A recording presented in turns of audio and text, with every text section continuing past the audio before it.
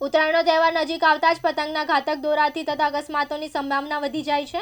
ત્યારે એવા સમયે સુરતમાં જિંદગી જીવદયા અભિયાન ટ્રસ્ટ અને ભેસ્તાન પોલીસ સ્ટેશન દ્વારા માનવતાનું ઉત્તમ ઉદાહરણ રજૂ કરવામાં આવ્યું। મકર સંક્રાંતિનો પર્વ અને હવે ગણતરીના દિવસો બાકી રહ્યા છે, ત્યારે આ પર્વ માતમમાં ન ફેરવાય તે માટે વાહન ચાલકોની સુરક્ષા ધ્યાને લઈને જિંદગી જીવદયા અભિયાન ટ્રસ્ટ અને ભેસ્તાન પોલીસ સ્ટેશન દ્વારા ભેસ્તાન 4 રસ્તા ખાતે વાહન ચાલકોને પતંગના દોરાથી થતા અકસ્માતોથી બચાવવા માટે ફ્રીમાં સેફટી ગાર્ડ ફિટ કરવાનું અભિયાન શરૂ કરવામાં આવ્યું છે।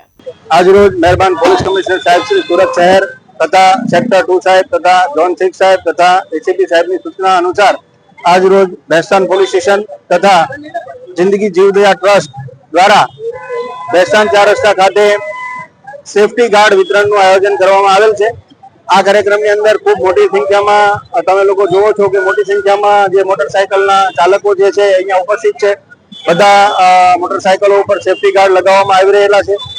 આ કાર્યક્રમનો હેતુ એ છે કે તમામ લોકો પોતાની સુરક્ષાથી મુસાફરી કરી શકે। બીજા નંબરમાં તમે લોકો જાણો છો કે સમગ્ર સુરત શહેરના લોકો મકર સંક્રાંતિનો પર્વ ખૂબ જ ધામધૂમથી ઉજવતા હોય છે।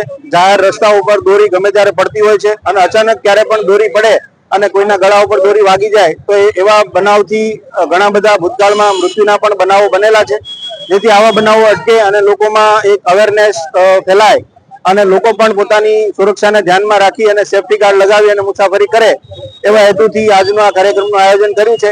બીજા નંબરમાં જિંદગી જીવદયા ટ્રસ્ટ જે છે એ કોઈ પંખી છે, ધારો કે કબૂતર છે કે કોઈ પણ પક્ષી છે એને કોઈ દોરી વાગી હોય અને ઈજાગ્રસ્ત હાલતમાં કોઈને જોવા મળે તો જિંદગી જીવદયા ટ્રસ્ટ છે એમનું પણ કામ સારી રીતે કરે છે। તો કોઈને પણ જો એવી પશુ પંખીઓ કોઈ ઈજાગ્રસ્ત હાલતમાં દેખાય તો જિંદગી જીવદયા ટ્રસ્ટનો સંપર્ક કરવા વિનંતી છે।